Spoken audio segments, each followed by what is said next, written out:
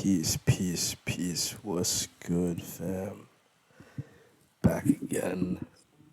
Sorry, I think I'm coming down with a little cold for real. It's cold as hell in New Jersey. But back again with another episode of Heroes of Black History. And we have a heroine of Black History today. And in the way that Phyllis Wheatley is very well known and famous and recognized, it's a very kind of bittersweet, tragic story. I'm not gonna cover the entire thing for real, because you can see the structure of these videos so far. I'm gonna try to run down. I actually wrote a script for this one, so I'm not gonna read the entire thing. I'm gonna glance over it, but we're gonna dive into this real quick. So, Phyllis Wheatley was born in Senegal, Gambia, West Africa. If you don't know, most black Americans come from West and Southern Africa. And she was about 7 years old when she came to Boston. So there was slavery in the South, there was slavery in the North. Many black people tried to run to the North, and they didn't realize that the same systems of oppression and racism existed there too, if not worse than in the South. You know, by the time that Phyllis Wheatley was 18 years old, she had gathered 28 poems that she had written. She read primarily the European classics, the Greek and Roman classics like Ovid, Homer, you know, mainly just read the Bible. And she gets a lot of criticism for that, but, you know, most people weren't even allowed to read at all, white or black, but especially not black people, you know. So her given this opportunity, period, was completely, you're talking about 1772, you're talking about before America even you're talking about before the white people in America even had freedom or independence, long before any hope for African, indigenous, or what are now known as Latino slaves back in the day. Like, she suffered criticism her entire lifetime for not speaking out against the horrors of slavery, but she's like under lock and key, and she was not really appreciated in America. Phyllis Wheatley became famous because she found a publisher in London, because I believe nearing that time, London did end slavery before America did, but I don't think it ended it in 1772 at all. But she couldn't find support. She couldn't find a publisher in America, so she went to London. She wrote her entire life and was suffering, I think, to some degree financially. It said that she died alone. She did get married. Her husband passed away.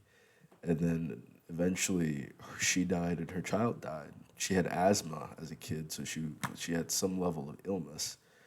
But so by the age of 18, she had 28 poems. When she passed away, it was said that she had about 128 poems that she had written. She was working on a second volume of poetry, and she was trying to gather the support and trying to gather the finances to publish. I'm a writer too, so I understand the process of publishing. And she never got it. And it's sad.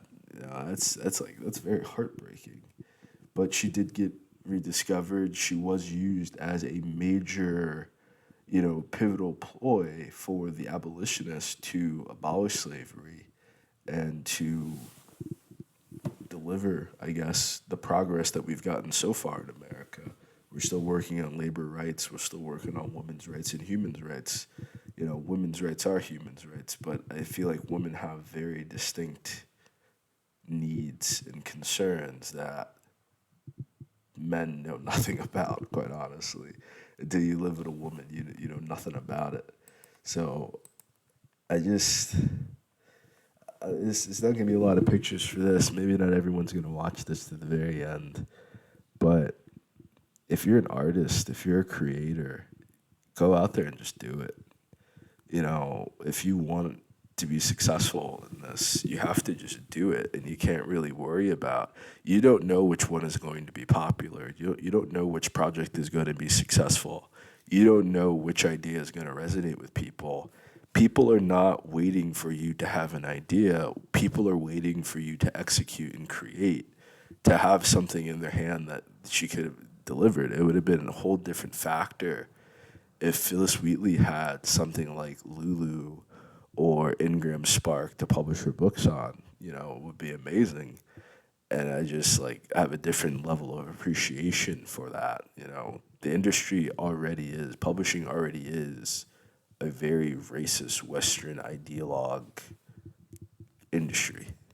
Many industries are, i.e., colonialism, i.e., imperialism. But I don't think there are a lot of stories on here that embodies the hardships of being, African American woman. But I don't think any story greater impacts how America has impacted African American women than Phyllis Wheatley's story. This is a long one, so God bless it. Thank you if you did listen this long. I'm not gonna plug myself. I'm not gonna plug anything else. But I would really implore you to look more into the life of Phyllis Wheatley. I know I got to go on a little bit of biographical. We went old school, season one, Heroes of Black History on this one for real. But I don't think the rest of these videos are gonna be this long, simply because a lot of this biographical data for these people is very hard to find. Okay, I gotta go. I'm being assaulted on text messages. I'll talk to you soon.